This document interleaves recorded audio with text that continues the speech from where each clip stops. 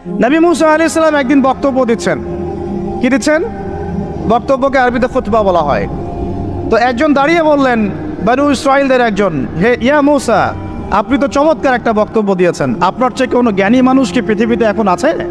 নবী মুসা আলাইহিস সালাম বলছেন, না, আমার জানা মতে আমার চেয়ে কোনো জ্ঞানী মানুষ এখন পৃথিবীতে নাই। স্বাভাবিক, কারণ তিনি তখন নবী, নবীর কাছে আল্লাহর ওহী আসে, তিনি সবচেয়ে জ্ঞানী হবেন, স্বাভাবিক। আল্লাহ রাব্বুল আলামিন বললেন, মুসা, তোমার চাইতেও জ্ঞানী আমার এক বান্দা আছে। বলেন সুবহানাল্লাহ। নবী মুসা আলাইহিস সালাম যখনই শুনতে পারলেন যে আমার চেয়েও জ্ঞানী একজন বান্দা আছেন, তিনি বললেন যে আমি তার সাথে দেখা করতে চাই, আমি তার সাথে দেখা করতে চাই। যুবকরা শোনেন, জ্ঞানী মানুষের সন্ধান পাওয়ার পরে নবী মুসা নবী হয়েও দূর দূরান্ত সফর করেছেন ওই জ্ঞানী মানুষের সাথে সাক্ষাৎ করার জন্য।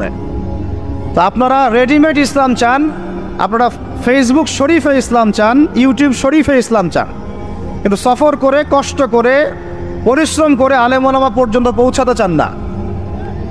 3 ঘন্টা বক্তব্য শুনতে রাজি আছেন, কিন্তু আপনারা 3 ঘন্টা কোরআন তেলাওয়াত করতে চান না। তো নবী মুসা আলাইহিস সালাম কি বলেছিলেন? জ্ঞানী মানুষ, তাই তো? তো যখন আল্লাহ পাক বললেন যে না, আমার আরেকজন বান্দা আছে, তিনি জ্ঞানী মানুষ, তখন তিনি বললেন যে আমি তার সাথে কি করতে চাই? সাক্ষাৎ করতে চাই। এখান থেকে বলছিলাম যে আপনারা জ্ঞানের জন্য সফর করবেন, ইলম অর্জনের জন্য কি করবেন? সফর করবেন, আলেমদের কাছে যাবেন, তাদের বাসায় যাবেন, সাক্ষাৎ করবেন, মাদ্রাসায় যাবেন, সোহবত নেবেন। সবসময় রেডিমেড জ্ঞান নিতে আসবেন না। তো রেডিমেড জিনিস পেলে মানুষের মূল্য বোঝে না। ওই যে সাহাবীরা যারা রক্ত দিয়ে ইসলাম প্রতিষ্ঠা করেছে, তারা জানতেন ইসলাম কি জিনিস। আমরা রেডিমেড পেয়েছি, তো আমরা বুঝি না ইসলাম কি জিনিস, আমরা বুঝি না, বিশ্বাস করেন আমরা বুঝি না। তো যাই হোক, তো মুসা আলাইহিস সালাম বলছেন যদি আমাকে যুগ যুগ ধরে সফর করতে হয় তবুও আমি সফর করব, তারপরেও আমি তার সাক্ষাৎ চাই। আল্লাহ পাক বললেন ঠিক আছে, তুমি তাকে পাবে যখন মাজমাউল বাহরাইন বলা হয়, 2 সমুদ্র যেখানে মিলে যাবে সেখানে তুমি আমার সেই বান্দাকে পাবে। কোথায় পাবে ভাই? 2 সমুদ্র যেখানে মিলে যাবে সেখানে পাবে। এখানে আপনি ভৌগোলিকভাবে ওর ব্যাখ্যা নিতে পারেন, আধ্যাত্মিকভাবে নিতে পারেন। 2 সমুদ্র বলতে হয়তো বা ভৌগোলিকভাবে বোঝানো হতে পারে, অথবা আধ্যাত্মিকত্বও বোঝানো হতে পারে, যে বস্তুবাদী জ্ঞান এবং মারিফতের জ্ঞান যেখানে মিলে যাবে সেখানে। আল্লাহু আ'লাম, আল্লাহ ভালো জানেন। তা নবী মুসা আলাইহিস সালাম তার একজন সঙ্গীকে নিলেন, সেই সঙ্গী একজন যুবক। তরুণরা ভালো করে শোনেন, তরুণদের ত্যাগেই ইসলাম দাঁড়িয়ে আছে, আলহামদুলিল্লাহ। এই তরুণরা যদি এই স্মার্টফোন, এই পাবজি, এই ফ্রি ফায়ার, এই মেয়ের প্রতি আসক্তি, ফ্রি মিক্সিং, এই মাদক, এগুলো ছেড়ে দিতে পারে, দিয়ে নামাজি হয়, কোরআনওয়ালা হয়, ওলামায়ে কেরামের সাথে পরামর্শ করে চলে, উম্মার জামার মধ্যে থাকে, একটা ইমারার মধ্যে থাকে, ইনশাআল্লাহ আল্লাহর জমিনে আল্লাহর দিনের ইকামত কেউ ঠেকাতে পারবে না ইনশাআল্লাহ। দুঃখজনক হচ্ছে আপনারা সেখানে নাই, কিন্তু আপনারা আবেগে আছেন, আবেগ প্রদর্শন করছেন, বিবেক দিয়ে চিন্তা করছেন না, সমালোচনা বেশি করছেন, নিজে কোনো কাজ করছেন না, লেখালেখি করছেন, অনলাইনে বসে আছেন, সমালোচনা করছেন, শেয়ার দিচ্ছেন, লাইক দিচ্ছেন, কিন্তু আপনি আয়নার সামনে দাঁড়ায় চিন্তা করবেন, নিজেকে প্রশ্ন করবেন, এই উম্মার পিছনে আমার কি অবদান? এই উম্মাকে বিজয়ী করার পিছনে আমার অবদানটা কি? এই দেশকে উন্নতিতে নিয়ে যাওয়ার জন্য আমার অবদানটা কি? আমি আজ পর্যন্ত কি করেছি? দেখবেন জিরো, রেজাল্ট কি? জিরো। এই কাপুরুষ প্রজন্ম দিয়ে দিন কায়েম হবে না। মুখে কথা বলা অনেক সহজ, এরকম চেয়ারে বসে 2টা লেকচার দেওয়া কঠিন। মুখে বলা অনেক সহজ, একটা কনস্ট্রাকটিভ বই লেখা কঠিন। মুখে বলা অনেক সহজ, সাহসিকতার সাথে সমাজে নেমে জাহিলিয়াত দূর করা অনেক কঠিন। তো এই কঠিন কাজগুলো যখন আপনারা দায়িত্ব কাঁধে নেবেন, উম্মার বিজয় হয়ে যাবে ইনশাআল্লাহ। আল্লাহ পাক আমাদের কবুল করে নেবেন। যুবক একজনকে সাথে নিয়ে নবী মুসা আলাইহিস সালাম হাঁটছেন। এই ব্যক্তির নামও বলে দেই, তার নাম হচ্ছে ইউশা বিন নুন। কি নাম? তিনি পরবর্তীতে নবী হয়েছিলেন, এবং তার পরবর্তীতে এই যে তালুত নাম শুনেছেন, যাকে সেনাপতি করা হয়েছিল, মনে আছে? ভুলে গেছেন, আপনার পড়েন নাই মনে হয়, সূরা বাকারার শেষের দিকে আছে। ওই তালুতের নেতৃত্বেই তো বাইতুল মুকাদ্দাস জয় হলো, বনু ইসরাইল সেখানে ঢুকলো, এবং তখন সূর্য ডুবে যাচ্ছিল। তিনি দোয়া করছিলেন, আল্লাহ সূর্যটাকে থামিয়ে দাও। আল্লাহ পাক বাইতুল মুকাদ্দাস বিজয়ের স্বার্থে সূর্যকে থামিয়ে দিলেন। সুবহানাল্লাহ। মহাবিশ্বে সূর্যের ঘূর্ণন থেমেছে একবার, মহাবিশ্বে সূর্যের ঘূর্ণন আল্লাহ থামিয়ে দিয়েছেন। কোরআন সাক্ষী আছে, হাদিস সাক্ষী আছে। আবার অচিরেই নবী সাল্লাল্লাহু আলাইহি ওয়াসাল্লাম বলেছেন, দাজ্জাল যখন আসবে, ওর শাসন যখন শুরু হবে, 40 দিনের প্রথম দিনটা হবে 1 বছরের সমান। এখন 1 বছরের সমান একদিন কিভাবে হতে পারে এটা আপনারা ভাববেন, যারা অ্যাস্ট্রোফিজিক্স পড়েন, যারা ফিজিক্স নিয়ে পড়েন, যারা অ্যাস্ট্রোনমি নিয়ে ঘাটাঘাটি করেন, আপনারা এটা তদন্ত করে দেখেন কিভাবে একটা বছর একদিনের সমান হতে পারে। একদিন 1 বছর সমান কেমন করে হতে পারে? তারপরের দিন হবে 1 মাসের সমান, তারপরের দিন হবে 1 সপ্তাহের সমান, তারপরের দিনগুলো হবে আমাদের দিনের মতো। তার মানে মহাবিশ্বে কিছু একটা হতে পারে, আল্লাহ ভালো জানেন। তো ওইদিকে আমরা যাচ্ছি না। এখন নবী মুসা আলাইহিস সালাম হাঁটতে শুরু করলেন। চলতে চলতে চলতে তিনি ওই মাজমাউল বাহরাইনের কাছে পৌঁছে গেলেন। আল্লাহর পক্ষ থেকে নির্দেশ ছিল, তোমার থলির মধ্যে একটা মাছ নাও, যেই মাছটা যখন লাফ দিয়ে জীবিত হয়ে যাবে এবং সমুদ্রে লাফ দিয়ে ফেলবে তখনই তুমি তার দেখা পাবে। একটা মৃত মাছ তিনি নিলেন, হাঁটা শুরু করলেন। যোজন যোজন দূর চলতেই থাকলেন, হাঁটতেই থাকলেন। এক পর্যায়ে একটা পাথরের হেলান দিয়ে রেস্ট নিচ্ছেন, বিশ্রাম করছেন। বিশ্রাম করতে গিয়ে তিনি তার সঙ্গীকে বলছেন, আচ্ছা যে নাস্তা নিয়ে আসছিলাম সেটা নিয়ে আসো দেখি। তখন তিনি বলছেন, আমি তো আপনাকে বলতে ভুলে গিয়েছি, ওই মাছ তো জীবিত হয়ে চলে গেছে সমুদ্রের মধ্যে। তখন মুসা আলাইহিস সালাম বললেন, আরে আমাকে এতদিন বলোনি কেন, এতক্ষণ বলো নাই কেন? ওইটাই তো সেই জায়গা যেখানে আমি তাকে পাবো।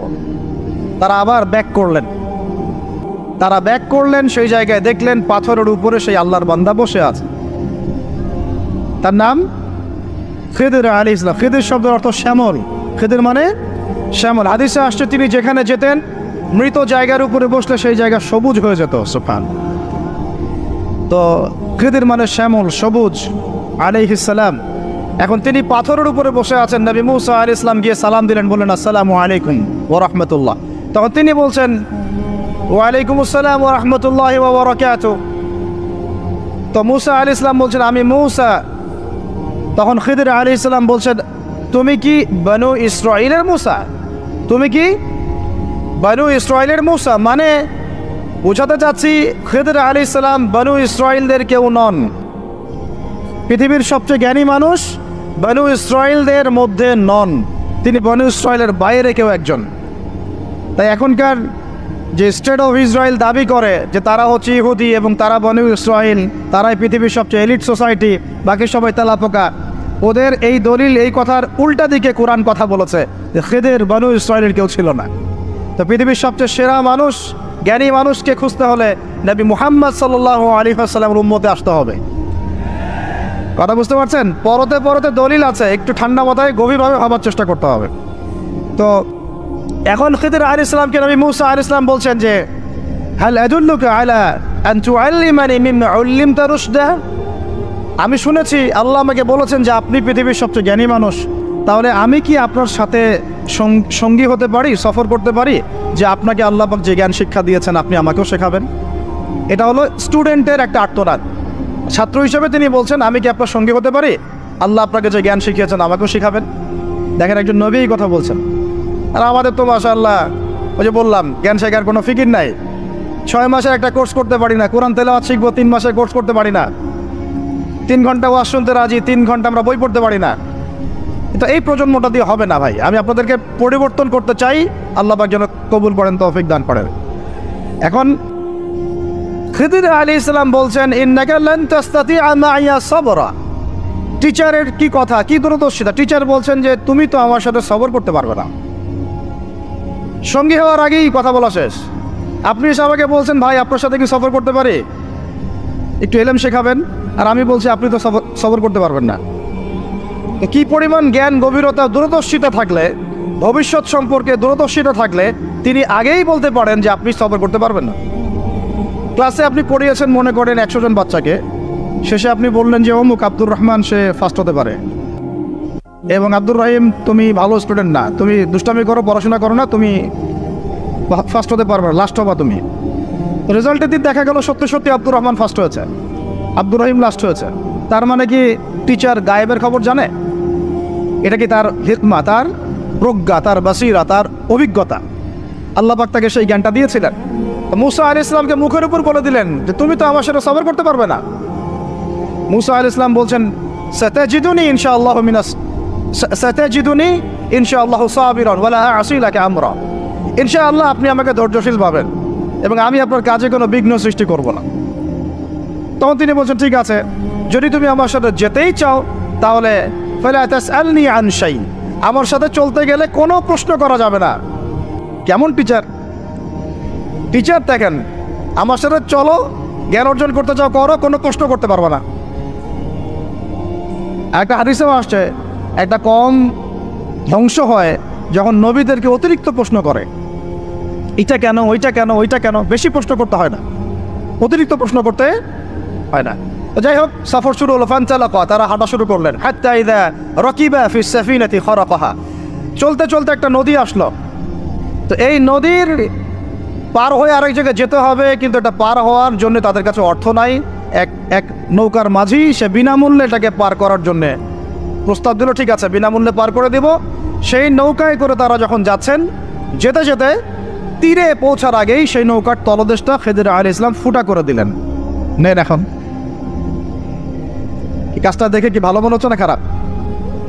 আমি আপনার গাড়িতে করে ধরেন যাচ্ছি, গাড়িটা যখন আপনি আমার বাসা পর্যন্ত পৌঁছে দিবেন, তার আগে নামলাম, নাইমা আপনার টায়ার চেকটা পাস্ট করে দিলাম, আপনি আমাকে কি বলবেন? কিছু বলবেন না, ফেসবুকে গিয়ে স্ট্যাটাস দিবেন অথবা লাইভে আসতে পারেন, তাই না? এই আর কি। তো নবী মুসা আলাইহিস সালাম রিঅ্যাক্ট করলেন যে লাকাদ জি'তা শাইআন ইমরা, আপনি তো একটা অন্যায় কাজ করলেন মনে হচ্ছে। এটা কেন করলেন? যারা আমাদেরকে বিনামূল্যে বিনা পারিশ্রমিকে পার করে দিল, আপনি ওই নৌকা ফুটা করে ফেললেন। তখন খিদর আলাইহিস সালাম বললেন যে আমি তো তোমাকে বলেছি, আলাম আকুল লাক, আমি কি তোমাকে বলি নাই ইন্নাকা লান তাসতাতিআ মাইয়া সাবরা, তুমি আমার সাথে সবর করতে পারবে না? মুসা আলাইহিস সালাম বলছেন যে ঠিক আছে, আমি যে ভুলে গিয়েছি এজন্য আমাকে পাকড়াও করেন না, আমি যে ভুলে গিয়েছি কথাটা, এই জন্য আমাকে পাকড়াও করেন, একটা চান্স দেন আমাকে। তো ঠিক আছে চলো। আবার ফানতালাকা, আবার তারা চলা শুরু করলেন। হাত্তা ইযা লাকিয়া গুলামান ফাকাতালাহ, এবার একটা ছোট্ট বালকের সাথে দেখা হলো। এই 8 বছর 10 বছর বয়স হবে, এই গোলাম বালকের সাথে দেখা হলো। ফাকাতালাহু, এবার খিদর আলাইহিস সালাম তাকে হত্যা করলেন। একটা বাচ্চাকে, এটা কেমন হলো? নৌকা ফুটা করার চেয়ে বেশি ভারী না হালকা? আরো ভারী। মুসা আলাইহিস সালাম বলছেন লাকাদ জি'তা শাইআন নুকরা, আপনি তো এবার জঘন্য একটা কাজ করলেন, আপনি তো পুরো একটা নিষ্পাপ বাচ্চাকে হত্যা করে ফেললেন। তারপরে বললেন যে এরপর যদি আর একটা প্রশ্ন করো তাহলে তোমার সাথে আমার আর চলা হবে না, লাস্ট চান্স।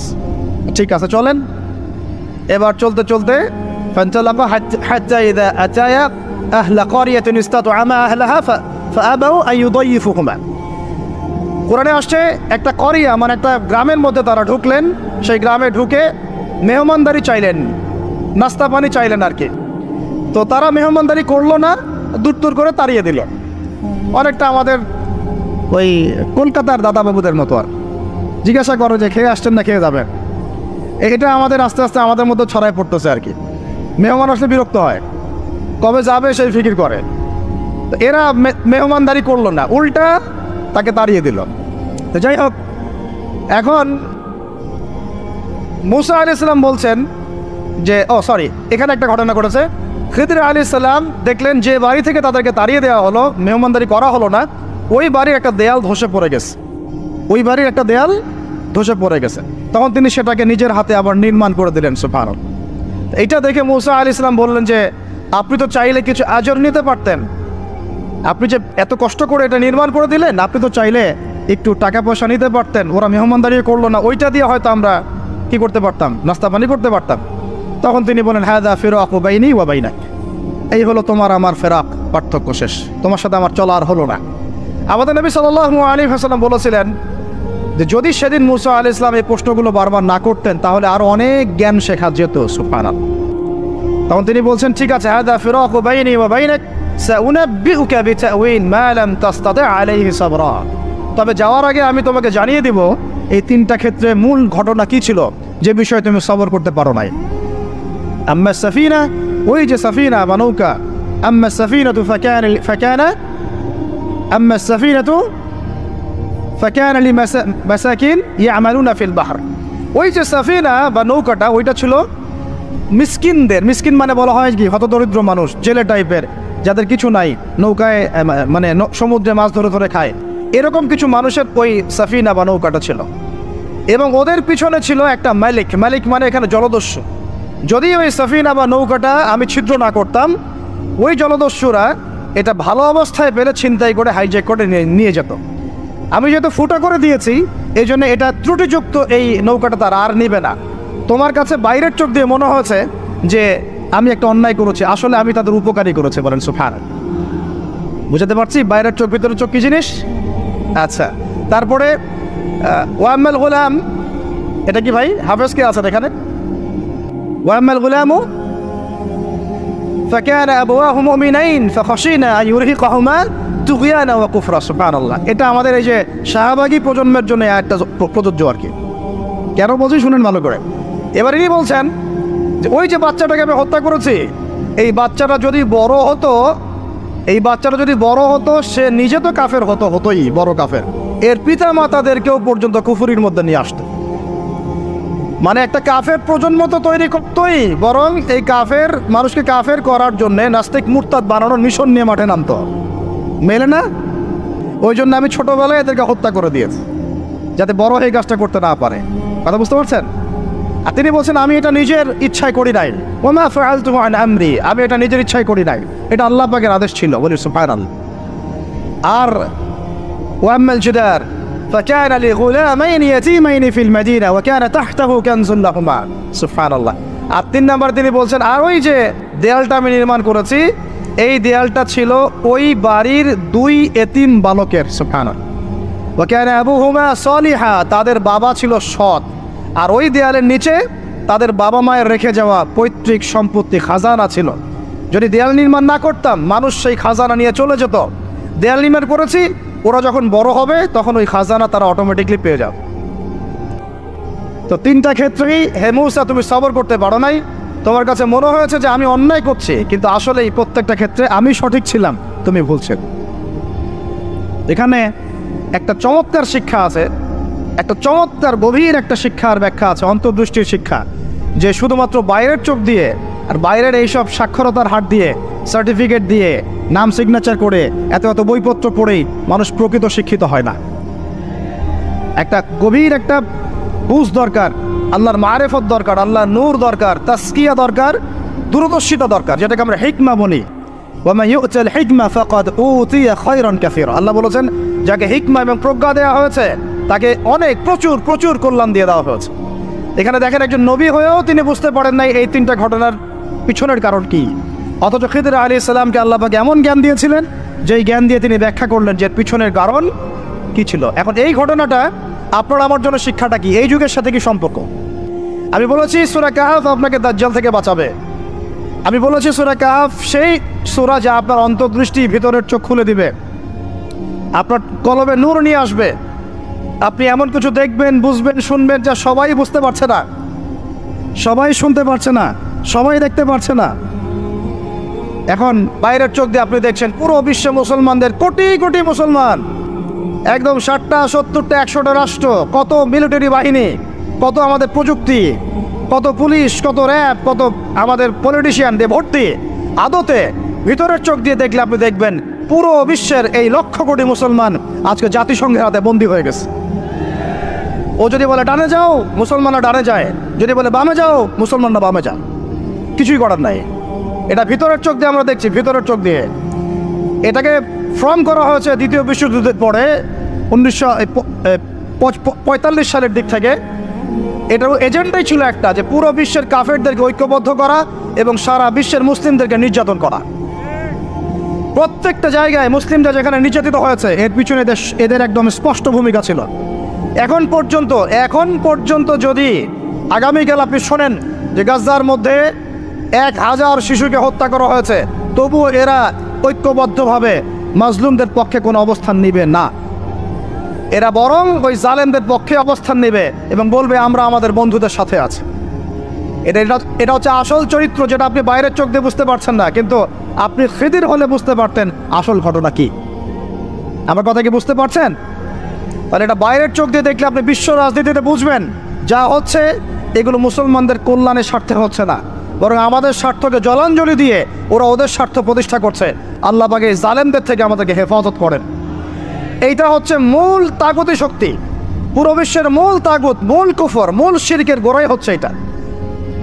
বিশ্বাস করেন ইমামুল মাহদী যখন আসবেন এবং ঈসা ইবনে মারিয়াম যখন আসবেন, ইনশাআল্লাহু তাআলা এই গোড়ার তাগতি শক্তির কোনো অস্তিত্ব এই পৃথিবীতে থাকবে না ইনশাআল্লাহ।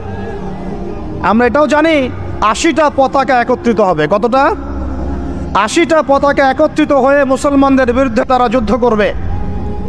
ইতিহাসের ছাত্র কেউ থাকলে আমার সামনে দাঁড়ায় বলেন তো, যে এই পুরো বিশ্বের ইতিহাসে কোনোদিনও 80টা ফ্ল্যাগ একত্রিত হয়ে মুসলমানদের বিরুদ্ধে লড়েছে? হয়েছে এই ঘটনা কখনো? তার মানে হয় বর্তমানে হবে অথবা ভবিষ্যতে হবে। আর আপনাকে যদি জিজ্ঞাসা করি এটা কাদের দ্বারা সম্ভব, পুরো বিশ্বের 80টা ফ্ল্যাগকে একত্রিত করা কাদের দ্বারা সম্ভব? আপনার বিচক্ষণতা থাকলে, খিদির যদি আপনি হয়ে থাকেন, আপনি বুঝতে পারবেন কাদের দ্বারা সম্ভব। এখন এটা হলো জিওপলিটিক্যাল অবস্থা। তবে ওইখানে যে ওদের মধ্যে সবাই এক তা নয়, ওদের মধ্যেও দুটো ভাগ আছে। এক শ্রেণীর নাসারা আছে যারা মুসলমানদের কাছাকাছি থাকবে, যারা দেখবেন মুসলমানদের পক্ষে অবস্থান নেবে। আর এক শ্রেণীর নাসারা থাকবে যারা মুসলমানদের সরাসরি শত্রুতা করবে। এই বিষয়ে আল্লাহ পাক সূরা মাইদার মধ্যে স্পষ্ট বলেছেন, ইয়া আইয়ুহাল্লাযীনা আমানু, হে মুমিনগণ, লা তাত্তাখিযুল ইয়াহুদা ওয়ান নাসারা আউলিয়া, তোমরা ইহুদি এবং নাসারাদেরকে বন্ধুরূপে গ্রহণ করো না। কে বলেছেন? কে বলেছেন? এখন আপনি কি আল্লাহর দিকে তেরে আসবেন? আপনি কি আল্লাহর সামনে আল্লাহর দিকে তেরে আসবেন? হ্যাঁ, আল্লাহ আপনি কেন এই কথা বললেন, আপনি কেন অসাম্প্রদায়িক কথা বললেন, এমন কথা বলবেন? আল্লাহ বলছেন সূরা মাইদা আয়াত নাম্বার 51-তে, কত নাম্বার? আল্লাহ বলছেন, ইয়া আইয়ুহাল্লাযীনা আমানু, হে মুমিনগণ, তোমরা যদি মুমিন হয়ে থাকো, লা তাত্তাখিযুল ইয়াহুদা ওয়ান নাসারা আউলিয়া, ইহুদি এবং নাসারাদেরকে বন্ধুরূপে গ্রহণ করুন। এখন কি আল্লাহ পাক সব ইহুদিকেই বলছেন, সব ইহুদি সব নাসারাকেই বলছেন, সব খ্রিস্টানকে বলছেন? উত্তর না। কাদেরকে বলছেন? বা'দুহুম আউলিয়াউ বা'দ। ইহুদি নাসারার মধ্যে যারা একে অপরের বন্ধু, ইহুদি নাসারাদের মধ্যে যারা একে অপরের বন্ধু, আল্লাহ পাক তাদেরকে আমাদেরকে বন্ধুরূপে গ্রহণ করতে নিষেধ করেছেন। কেন? আল্লাহ পাক বলেছেন, ওয়া মা ইয়াতাওয়াল্লাহুম মিনকুম ফাইন্নাহু মিনহুম, তোমাদের মধ্যে কেউ যদি ওদের দিকে চলে যায়, ওদের দিকে মুখ ফিরায়, ওদের সাথে বন্ধুত্ব করে, অ্যালায়েন্স করে, তাহলে সে এই উম্মার কেউ না, সে তাদের অন্তর্ভুক্ত হয়ে যাবে। নাউযুবিল্লাহ। এখন আপনি বলেন তো, সারা বিশ্বের ইহুদি এবং খ্রিস্টানরা কি একসাথে আছে? না, ওদের মধ্যে কিন্তু বিভক্তি আছে, আছে না? ওদের মধ্যে বিভক্তি আছে। খেয়াল করে দেখেন, এই ইস্যুগুলোতেও সব খ্রিস্টান কিন্তু একসাথে ইহুদিদের পক্ষ নেয় নাই। ভালো করে খেয়াল করে দেখবেন, বোঝার চেষ্টা করবেন, ওয়ার্ল্ড অ্যাফেয়ার্স বুঝবেন। ওদের মধ্যে ডিভাইডেশন আছে। আল্লাহ পাক বলছেন সব ইহুদি সব খ্রিস্টান খারাপ এমন নয়, তাদের মধ্যেও ভালো মানুষ আছে। কিন্তু যে ইহুদি যে খ্রিস্টানরা একে অপরের বন্ধু, তাদেরকে তোমরা বন্ধুরূপে গ্রহণ করো না। তাহলে আমাকে বলেন তো, স্ট্রেট ফরওয়ার্ড বলি, যে যারা প্যালেস্টাইনে জুলুম করছে, যে জারজ রাষ্ট্র, তাদের বন্ধু কোন খ্রিস্টানরা? পৃথিবীর কোন দিকের কোন সভ্যতার খ্রিস্টান রাষ্ট্রগুলো ওকে মদত দিয়েছে বলেন তো দেখি? সর্বপ্রথম ওকে বড় করেছে ব্রিটেন। কে বড় করেছে? এবং এই পশ্চিমা সভ্যতা, ওর সাথে আরও অনেকগুলো কান্ট্রি আছে। তারপরে দ্বিতীয় বিশ্বযুদ্ধের পর 1914 সালে যখন অটোম্যানদেরকে পরাজিত করা হয়েছে, তখন ব্রিটেন ইহুদিদেরকে ঢুকিয়েছে জেরুজালেমে। তারপরে পেলে বড় করেছে। তারপর যখন ওরা একটু শক্তিশালী হয়ে গেছে, তখন ব্রিটেনের রোল শেষ। দ্বিতীয় বিশ্বযুদ্ধের পর সে দায়িত্ব চাপিয়ে দিয়েছে আমেরিকার হাতে। এরপরে সে এই জারজ রাষ্ট্রটাকে আস্তে আস্তে বড় করতে করতে ওই শিশু থেকে একদম ঘোড়সাওয়ারের ঘোড়ায় পরিণত করেছে, আরও শক্তিশালী করেছে। এবং বিগত 1945 থেকে এই 2024 পর্যন্ত, এখন পর্যন্ত প্রত্যক্ষ মদত দিয়ে সে তাকে বিশ্বের রুলিং স্টেট বানিয়েছে। এখন সে বিশ্বের মুসলমানদেরকে বলে, ওঠো, মুসলমানরা ওঠে, বসতে বললে বসে। বাস্তবতা এটা না যে আপনার অনেক মসজিদ আছে, অনেক মাদ্রাসা আছে, অনেক মুসলমান, আপনারা যুব সমাজের একদম বিস্ফোরণ, একজন বক্তা আসছে, একদম আল কোরআনের আলো ঘরে ঘরে জ্বালো। আদতে এগুলোর কোনো মূল্য হচ্ছে না। আদতে এগুলো দিয়ে সারা বিশ্বে দিন প্রতিষ্ঠা হচ্ছে না। কারণ বিশ্বের বাস্তবতা আমরা বুঝতে পারি নাই। বিশ্বের বাস্তবতা বুঝতে হলে খিজির হতে হবে। বিশ্বের বাস্তবতা এইটাই যে ওরা এখন এত শক্তিশালী একটা অবস্থায় গিয়েছে, ওখান থেকে আমাদেরকে তারা কন্ট্রোল করা শুরু করেছে বিগত প্রায় 100 বছর থেকে। কত বছর থেকে? এগুলো আমাদের হুঁশি নাই।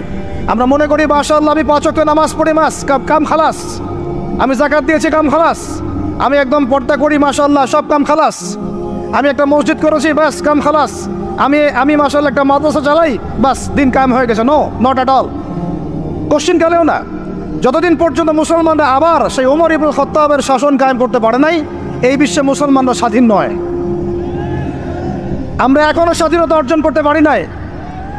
আমরা সেদিন স্বাধীনতা অর্জন করতে পারবো যেই দিন বাইতুল মুকাদ্দাস আমাদের হাতে হবে ইনশাআল্লাহ। ওই দিন আমরা 10 গুণ মূল্য আদায় করবো ইনশাআল্লাহ। এই যে আমাদের এক একটা ভাই, এক একটা বোন, এক একটা আমাদের শিশু, এদের এক একটা রক্তের, মাজলুমদের রক্তে 10 গুণ চড়া মূল্য আদায় করবো ইনশাআল্লাহ।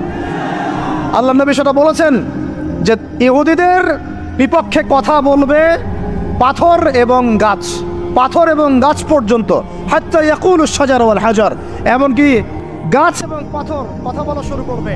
ইয়া মুসলিম, হে মুসলিম সৈন্য, ইন্না ওয়ারাইল ইয়াহুদ, আমার পিছনে ইহুদি সৈন্য দাঁড়িয়ে আছে, তাল ফাকতুলহু, আসো একে হত্যা করে যাও। এই দৃশ্য দেখার জন্য এখনো এই সভ্যতা বাকি আছে ইনশাআল্লাহ। ইনশাআল্লাহ আমরা 10 গুণ চড়া মূল্য আদায় করবো ইনশাআল্লাহ। আমাদের মাজলুম ভাইদেরকে হত্যা করা হয়েছে, আমাদের বাচ্চাদেরকে বোম মেরে হত্যা করা হয়েছে, আমাদের বোনদেরকে দিনের পর দিন ধর্ষণ করা হয়েছে, বিগত 100 বছর হয়ে গেল। আর আশপাশে অনেক মুনাফিক বসে আছে, এরা 2 সপ্তাহ পর্যন্ত করতে পারে না। ঠিক তোমাদের রাজতন্ত্রের উপরে, তোমাদের ক্ষমতার উপরে ধিক্কার জানাই আমরা। যেই ক্ষমতা নিয়ে তোমরা ইহুদিদের বিরুদ্ধে দাঁড়াতে পারো না, এই ক্ষমতার উপর আমরা ধিক্কার জানাই। ওর যে ওই মাজলুম ভাইরা অনেক ভালো, যারা ওই গুটি কয়েক লাঠিসোঁটা নিয়ে এদের প্রতিবাদ করেছে। ইনশাআল্লাহ এই প্রতিবাদ কিয়ামত পর্যন্ত থাকবে ইনশাআল্লাহ। আর আমাদের সরকার যদি আমাদেরকে সুযোগ করে দেয়, ইনশাআল্লাহ আমরা সেখানে শরীক হব ইনশাআল্লাহ। আমরা তো আর বিচ্ছিন্নভাবে শরীক হতে পারবো না। আমরা একটা জাতি গঠন করব। আমরা তো রাষ্ট্রের বাইরে না, আমরা সরকারের বাইরে না, আমরা বিদ্রোহী না, আমরা সরকারের বিরুদ্ধে কোনো অবস্থান নেই না। আমরা দাবি জানাবো যদি আমাদের প্রত্যেক সদস্যকে, মানে আমাদের এই যে আমাদের দেশের যারা প্রশাসনে আছেন, আমজনতার মধ্যে আছেন, যাদের মধ্যে জিহাদের জাজবা আছে, যারা ইহুদিদের সাথে জিহাদ করতে চায়, এই মানুষগুলোকে আপনারা প্রশিক্ষিত করেন, করে গাজায় পাঠান ইনশাআল্লাহ।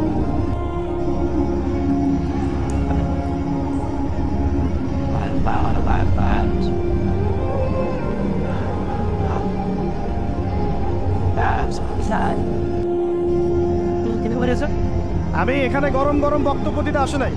এখানে গরম গরম বক্তব্য দিয়ে আপনাদেরকে উত্তেজিত করা আমাদের উদ্দেশ্য না। উদ্দেশ্য হচ্ছে বিশ্বের প্রেক্ষাপটটা বোঝানো।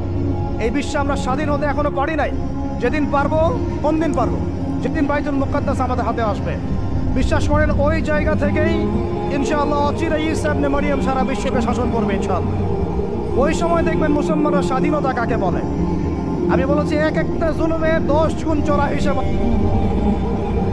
এটা হবেই। আমরা পারি আর না পারি, আমরা বেঁচে থাকি আর না থাকি, আপনারা থাকেন আর না থাকেন, আমাদের বাচ্চারা থাকুক আর না থাকুক, একটা প্রজন্ম আল্লাহ পাক নিয়ে আসবেন, একটা প্রজন্ম আল্লাহ পাক নিয়ে আসবেন। আমি বলছি ওই প্রজন্ম টিকটক প্রজন্ম না, ওই প্রজন্ম এইসব মানে সেলফি শোটাও নাইওয়াস প্রজন্ম না।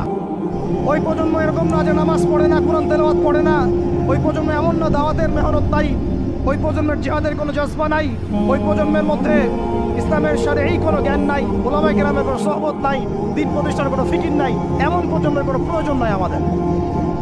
আমাদের এমন প্রজন্মের দরকার যে প্রজন্মের প্রত্যেকটা যুবক ভাই নামাজি, কোরআনওয়ালা, সুন্নতওয়ালা, সুন্নতের পাবন্দ এবং তাহাজ্জুদ গোজার। এক কথায় রাতের বেলার দরবেশ, দিনের বেলার ঘোড়সাওয়ার। এইরকম প্রজন্ম যখন আমরা করতে পারবো, ওই দিন ইনশাআল্লাহ এই মাহফিল বলেন, এই মসজিদ, মাদ্রাসা, এই রাষ্ট্র সব সফল হবে ইনশাআল্লাহ। এখন শুধু বেসিক কাজ করা হচ্ছে। আমাদের মূল গন্তব্য বাইতুল মুকাদ্দাস, ওইটা না আসা পর্যন্ত আমাদের শান্তি নাই, ঘুম নাই। কারণ ওরা আপনাকে ঘুমাতে দিবে না তো। আপনারা কি মনে করেছেন যে ওরা শুধু অতটুকু গাজার অতটুকু জায়গায় চায়? কোশ্চিন কালেও নয়। যে আরবরা ওদের বিরুদ্ধে এখন কথা বলতে সাহস পাচ্ছে না, ওই এক একটা আরব রাষ্ট্রও দখল করে ছাড়বে দেখে নিয়ে। আমি যদি এটা চাচ্ছি না, দোয়া করি না, কিন্তু ওদের এজেন্ডা এটাই যে পুরো, আমি আখিরুজ্জামানের স্টুডেন্ট, ওদের এজেন্ডা জায়নিজম, পেট্রো ডলার থেকে শুরু করে প্যালেস্টাইন ইস্যু নিয়ে আমি আলহামদুলিল্লাহ বিগত 5-7 বছর থেকে পড়াশোনা করেছি। আমি আমার টুপির নিচ থেকে কথা বলছি না। ওদের এজেন্ডা হচ্ছে পুরো হোলি ল্যান্ডটা তারা দখল করতে চায়। হোলি ল্যান্ড কাকে বলে এটাও তো আমরা জানি না। ওরা শুধুমাত্র ওই ওয়েস্টার্ন ব্যাংক আর বাইতুল আকসা, বাইতুল মুকাদ্দাস আর এই গাজার অংশটুকু দখল করতে ওখানে আসে নাই। ওরা এসেছে পুরো হোলি ল্যান্ডটাকে দখল করতে। আমি ওলামা সম্মেলনে বলেছিলাম, পুরো হোলি ল্যান্ড তারা দখল করতে এসেছে। হোলি ল্যান্ড মানে মিশরের নীল নদ থেকে শুরু করে ইরাকের ইউফ্রেটিস নদী পর্যন্ত এই পুরো জায়গাটা তারা দখল করতে চায়। কেন চায়? কারণ তারা মনে করে ওই জায়গাটা সৃষ্টিকর্তা তাদেরকে দিয়েছেন। তারা মনে করে ওইটা হচ্ছে তাদের মাসিহ আসার জায়গা, এবং ওই জায়গা থেকে তাদের মাসিহ, তথাকথিত মাসিহ মানে মাসিহুদ দাজ্জাল পুরো বিশ্বকে শাসন করবে এবং তারা তাকে সঙ্গ দিবে। এটা ওদের এজেন্ডা, এটা ওদের ভিশন। যত কিছু ওরা পৃথিবীতে করছে এই ভিশনটাকে কাজে লাগিয়ে, এই ভিশনটাকে পিছনে রেখে তারা এই কাজগুলো করছে। এটা আপনি বুঝতে পারবেন না বাইরের চোখ দিয়ে, ভিতরের চোখ দিয়ে পড়াশোনা করেন না, খেদির হন, বুঝতে পারবেন। ওরা বাইতুল মুকাদ্দাস চায় না, পুরো হোলি ল্যান্ডটাই দখল করতে চায়। এই কারণে এই উদ্দেশ্যেই তারা বিগত 100 বছর থেকে পুরো ওয়ার্ল্ড অ্যাফেয়ার্সের আগে রাজনীতির নিয়ন্ত্রণ নিয়েছে। কিসের নিয়ন্ত্রণ নিয়েছে? আপনি নিচু জায়গায় যত কথাই বলেন, ওই জায়গার ক্ষমতা আপনার হাতে না থাকলে আপনি জনগণকে সর্বোচ্চভাবে ইসলামের দিকে আনতে পারবেন। আপনি এখন যদি সবাইকে জোর করে মাস্ক পরাতে পারেন আইন প্রয়োগ করে, এভাবে ওই ক্ষমতা হাতে থাকলে প্রত্যেক জনগণকে কোরআনও শেখানো যায়। ওই ক্ষমতাটা ইসলামের দরকার আছে। যদি ওই ক্ষমতার বলে প্রত্যেক মানুষকে মসজিদে সোশ্যাল ডিস্টেন্স মেনটেন করানো যায়, তাহলে ওই ক্ষমতা যদি হাতে থাকতো প্রত্যেক মা বোনকে পর্দা করানো যেত, প্রত্যেক যুব ভাইকে দিন শেখানো যেত, বাধ্যতামূলক কোরআন শিক্ষাও চালু করা যেত, বাধ্যতামূলক কোরআন শিক্ষার সাথে হাদিসের শিক্ষা চালু করা যেত, সিলেবাসের মধ্যে নবীর সিরাত সংযোজন করা যেত। ইসলামে এই ক্ষমতাটা দরকার আছে, কিন্তু এটাকে অ্যাচিভ করার যে পথ পদ্ধতি, এই পথ পদ্ধতির মধ্যে আমরা আসলে কেউ নাই। নবীর তরিকার মধ্যে আমরা নাই, আমরা পড়ে আছি পশ্চিমা তরিকার মধ্যে। পশ্চিমা তরিকা দিয়ে ওই জায়গায় আপনি যেতে পারবেন না, আর যদি যেতে পারেনও পশ্চিমারা আপনাকে সেখানে থাকতে দিবে না। আমাদের এখানে সবচেয়ে ভালো মানুষ যিনি, এখানকার এই এলাকার যিনি দায়িত্বশীল, তিনি যদি সবচেয়ে প্রত্যেকেই পরেজগার মানুষ হন, তিনিও যদি দাঁড়িয়ে বলেন যে আমি ইসলামের পক্ষে আছি, কোরআনের পক্ষে আছি, হাদিসের পক্ষে আছি, আমি বাইতুল মুকাদ্দাসের পক্ষে আছি, মাজলুম ফিলিস্তিনিদের পক্ষে আছি, তার উপর থেকে চাপ চলে আসবে। কারণ পুরো বিশ্বের শক্তিটা নিয়ন্ত্রণ করছে এখন ইহুদিরা, নাসারারা, জায়নিস্টরা।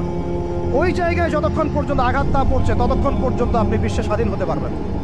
অতএব বাইরের চোখ দিয়ে না, ভিতরের চোখ দিয়ে দেখতে শিখুন। তো ভিতরের চোখ পুরো জিও পলিটিক্সটা আপনাকে বুঝাবে। ভিতরের চোখ দিয়ে দেখলে আপনি দেখবেন মুসলমানরা এখনও তাদের অধীনে পরাধীন হয়ে আছে। এখান থেকে আমরা স্বাধীনতা চাই ইনশাআল্লাহ। আল্লাহ পাক আমাদেরকে সেই স্বাধীনতা অর্জন করার তৌফিক দান করেন। এবার অর্থনৈতিক জীবনে আসেন।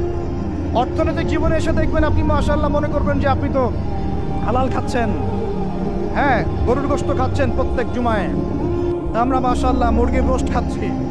ঢাকার মানুষ তো খালি খায় আর খায়, সবাই খাচ্ছে মাশাআল্লাহ, বসে ছেলে মেয়ে ফুচকা চটপটি এইটা ওইটা, খাবারের দোকানের অভাব নাই, সবাই খাচ্ছে। ভাবখানা এমন যে দুনিয়াতে এসেছি খাওয়ার জন্য, দুনিয়াতে আসছে 3টা কাজ, খাবো, টয়লেট করবো আর মেয়েদের সাথে সহবাস করবো, ব্যাস, দ্যাটস অল। ভাবখানা দেখলে এমন মনে হয় আমাদের। আল্লাহ পাক আমাদেরকে বুঝদান করেন, হেফাজত করেন। এইগুলো করতে দুনিয়াতে আসি নাই আমরা, এগুলো আমাদের মূল কাজ নয়, এগুলো আমাদের প্রয়োজন। আপনি মনে করছেন যে মাশাআল্লাহ সবাই হালাল খাচ্ছি, বিশ্বাস করেন পুরো বিশ্বের অর্থনীতি সুদ ভিত্তিক। একদম খোলামেলা বা বলেন সাদিদা বললাম, আল্লাহ পাক বলেছেন একদম স্পষ্ট সরাসরি খোলামেলা কথা বলো, পুরো বিশ্বের অর্থনীতি সুদ ভিত্তিক। যারা এই পুরো বৈশ্বিক অর্থনৈতিক সিস্টেমের মধ্যে ঢুকে গেছে, অর্থাৎ ওয়ার্ল্ড ব্যাংক, IMF এবং ফেডারেল রিজার্ভ ব্যাংকের আওতায় চলে আসছে, এরকম কোনো সেন্ট্রাল ব্যাংক 100% সুদ মুক্ত হতে পারবে না, ফুল স্টপ, কোনোভাবেই সম্ভব না। আপনি যত বড় মুসলিম কান্ট্রি হন না কেন, আপনি এদের আওতায় থাকলে কোনো অবস্থাতেই সুদ মুক্ত থাকতে পারবেন না। তাহলে এখন আমি যদি আপনাকে প্রশ্ন করি, বিগত 20 বছর থেকে একটা রাষ্ট্র এই জালেমদের বিরুদ্ধে লড়াই করেছিল এবং সাম্প্রতিক সময়ে তাদের কারেন্সি মার্কিন ডলারকে ছাড়িয়ে গেছে, তারা কিভাবে পেরেছে? এই তথ্য কি আপনাদের কাছে আছে? তথ্য আছে? নাম মেনশন করার দরকার নাই, আপনারা বুঝতে পারেন কি পারেন না? এই মোল্লাদের দৌড় মসজিদ পর্যন্ত নয়, এই মোল্লাদের দৌড় হবে বাইতুল মুকাদ্দাস পর্যন্ত ইনশাআল্লাহ। ওইখানে নামাজ না পড়া পর্যন্ত এদের ঘুম হবে না ইনশাআল্লাহ, দেখে নিয়ে। এক কথা হচ্ছে তারা পড়লো কিভাবে? অনেক কারণ, যাকাত ভিত্তিক অর্থনীতি, তারপরে দ্বৈত অর্থনীতি, হালাল অর্থনীতি, দুর্নীতি কমানো, কৃষি ভিত্তিক অর্থনীতি। 3 বছরের মধ্যে ঘুরে দাঁড়িয়েছে, মাত্র 3 বছরের মধ্যে। সারা বিশ্বের অর্থনীতি এখন সুদ ভিত্তিক। এখান থেকে ঘুরে দাঁড়াতে হলে আমরা অবশ্যই পারবো, কেন পারবো না? আমাদের প্রথম কাজ করতে হবে সমস্ত দুর্নীতি বন্ধ করে ফেলতে হবে, 1 নম্বর। যত কালো টাকা সব সাদা করে ফেলতে হবে, এবং যারা কালো টাকার সাথে সম্পৃক্ত সবগুলোকে ধরবেন, ভিতরে ঢুকাই ফেলবেন একদম। ওমরের শাসন, একদম ওমরের শাসন কায়েম করে ফেলতে হবে। আমরা সে জায়গায় যেতে চাচ্ছি না, আমরা বলছি আপনারাই সেই কাজ করেন। আমরা উদাত্ত আহ্বান জানাচ্ছি, যেই থাকুক করে আমরা দোয়া করতে সমস্যা আছে? আমরা সেই জায়গায় জোর করে যেতে চাচ্ছি না, অন্তত আমার এই ইচ্ছা নাই। আর আমি কোনো পলিটিক্যাল দলের মানুষও না, জীবনে করিও নাই, করার ইচ্ছাও নাই। আমি আমার অনুরোধ, আমার আক্ষেপ, আমার আবদার হচ্ছে সমস্ত দুর্নীতিবাজদেরকে ধরবেন আর সাইজ করবেন। উমর রাদিয়াল্লাহু তাআলা আনহুর মতো সে যদি দাড়িওয়ালাও হয়, টুপিওয়ালাও হয়, পাগড়িওয়ালা হয়, জুব্বাওয়ালা হয়, ইমাম হয়, তবু তাকেও ধরবেন, কোনো সমস্যা নেই। সমস্ত কালো টাকাকে সাদা করে ফেলবেন, দেখবেন এমনি বাইতুল মালের সম্পদ বেড়ে গেছে আলহামদুলিল্লাহ। দ্বিতীয় কাজ, যাকাত ভিত্তিক অর্থনৈতিক সিস্টেম চালু করা। বাংলাদেশে এমন প্রচুর মানুষ আছে যাদের একজনের যাকাতের টাকা দিয়ে একটা গ্রামের মানুষকে খাওয়ানো যাবে ইনশাআল্লাহ। এরা যাকাত দেয় না, এরা ট্যাক্সও দেয় না, সরকারকে করও দেয় না, যাকাতও দেয় না। এই ট্যাক্স ফাঁকি দেওয়া মানুষ, কর ফাঁকি দেওয়া মানুষ, এই জোচ্চরদেরকে ধরতে হবে, ধরে এদের কাছ থেকে যাকাত আদায় করতে হবে, বাধ্যতামূলক যাকাত আদায় করতে হবে। তারপরে দেখবেন আমরা বৈদেশিক ঋণের জন্য বসে থাকার কোনো প্রয়োজন হবে না, আমাদের টাকা দিয়ে আমরাই চলতে পারবো ইনশাআল্লাহ। 3 নম্বর হচ্ছে দ্বৈত অর্থনীতি। ওরা কিন্তু একটা কারেন্সি চালায় নাই, একাধিক কারেন্সি চালিয়েছে। এটা অর্থনীতিবিদ যারা তারা বুঝবেন। একটা কারেন্সির অনেক দুর্বলতাও আছে, এগুলো নিয়ে আমি খোলামেলা কথা এই মাহফিল স্টেজে বলতে পারবো না। বসতে চাইলে বসেন আমার সাথে, অর্থনীতি নিয়ে বসতে চাইলে আমার সাথে বসেন, আমরা আলোচনা করি, কথা বলেন, আমাদেরকে মূল্যায়ন করেন, কথা শোনেন,